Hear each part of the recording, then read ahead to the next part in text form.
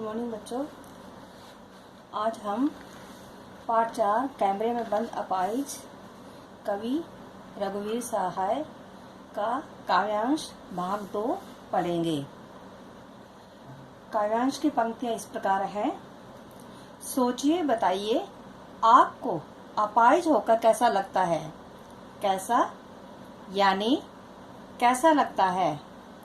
हम खुद इशारे से बताएंगे कि क्यों ऐसा। सोचिए बताइए, थोड़ी कोशिश करिए, यह अवसर खो देंगे।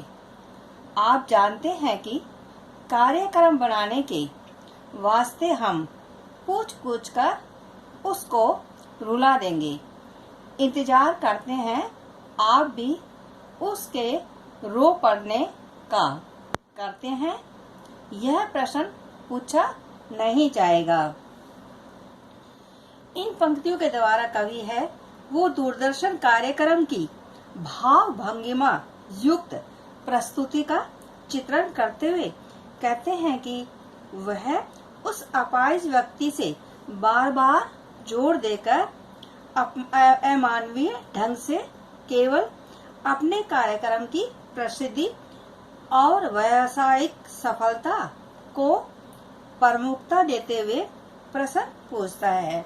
यानी इन पंक्तियों में कवि है वो जो मीडिया कर्मी है उनके बारे में बता रहे हैं, उनकी संवेदनहीनता, उनकी अमानवीय व्यवहार के बारे में बता रहे हैं। शब्दार्थ इस प्रकार है इसके। रोचक यानी दिलचस्प, वास्ते यानी के लिए, इंतजार, प्रतीक्षा। व्याख्या इन पंक्तियों की इस प्रकार है। सोचिए बताइए आपको अपाहिज होकर कैसा लगता है। कैसा कवि कहता है कि सोचिए, सोच कर बताइए कि अपाहिज होकर आपको कैसा अनुभव होता है।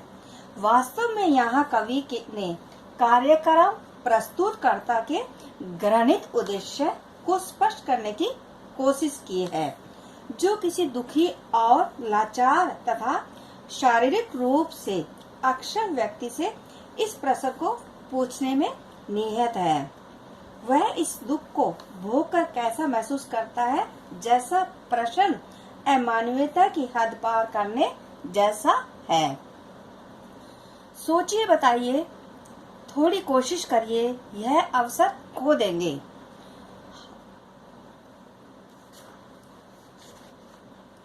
वस्तुतः जो दुखी है वह तो स्वयं ही इतना आहत होता है कि उसका कुछ न बोल पाना स्वाभाविक है। लेकिन इतना ही नहीं, व्यावसायिक माध्यम के लिए आतुर कार्यक्रम प्रस्तुतकर्ता संवेदनशीलता को ताक पर रखकर स्व अपंगता को दिखाने वाले इशारे करके अपाहिज व्यक्ति को किसी भी तरह यह कहने के लिए मजबूर करता है कि वह दुखी है, क्योंकि उसका अंतिम और एकमात्र उद्देश्य अपाहिज व्यक्ति के माध्यम से लोगों के अंदर करुणा एवं दया की भावना को कुरेद कर उसका व्यावसायिक लाभ उठाना और कार्यक्रम को सफल बनाना है। यह आवश्यक हो देंगे। आप जानते हैं कि कार्यक्रम बनाने के वास्ते हम पूछ पूछ कर उसको रुला देंगे। इंतजार करते हैं आप भी उसके रो पड़ने का। करते हैं ये प्रश्न पूछा जाएगा। यहाँ मीडिया कर्मी की जो असंवेदनता है, संवेदनहीनता है, अमानवीयता है, उसके बारे में कवि कह रहा है। कार्यक्रम को प्रस्तुत करने वाले उसके अपाहिजपन को नाटकीय और हास्यास्पद बना देता है।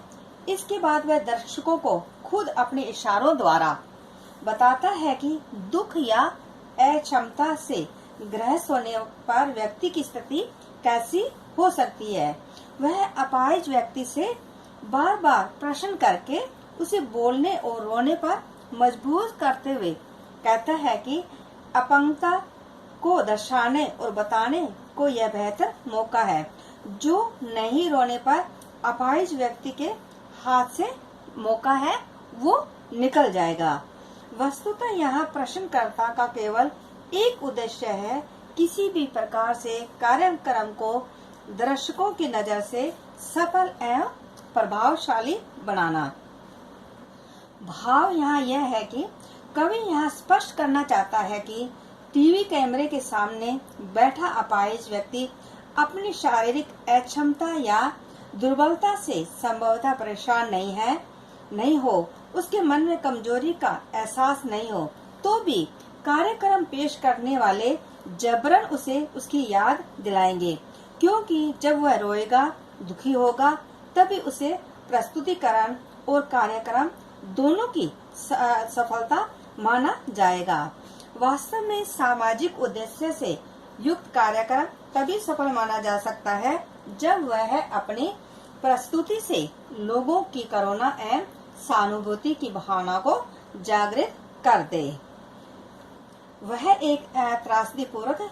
एक त्रासदीपूर्वक विडंबना है कि लोग हैं अपने स्वार्थ के लिए एक बेसहारा निर्बल व्यक्ति को लाकर उसके दुख को और ज्यादा घाव है और ज्यादा बढ़ा देते हैं। इन पंक्तियों का काव्य सौंदर्य इस प्रकार है। काव्यांश की भाषा सहज, सरल, बोधगम्य है। सामान्य रूप से प्रचलित शब्दों के जरिए कवि ने एक गूढ़ सामाजिक सत्य अर्थात पर्दे के पीछे छिपी सच्चाई को प्रस्तुत किया है। व्यंग्य कथन के उपयोग द्वारा कवि ने कविता में एक नया अर्थ, सौंदर्य एवं प्रभाव उत्पन्न कर दिया है। कविता की भाषा जन सामान्य में प्रचलित खड़ी बोली के शब्दों को लेकर बातचीत की शैली में कवि ने एक अत्यंत संवेदनशील मुद्दे को पाठक वर्ग के सामने प्रस्तुत किया है। ये सेकंड काव्यांश का आज हो गया है। कल हम तीसरे काव्यांश का अर्थ ग्रहण करेंगे।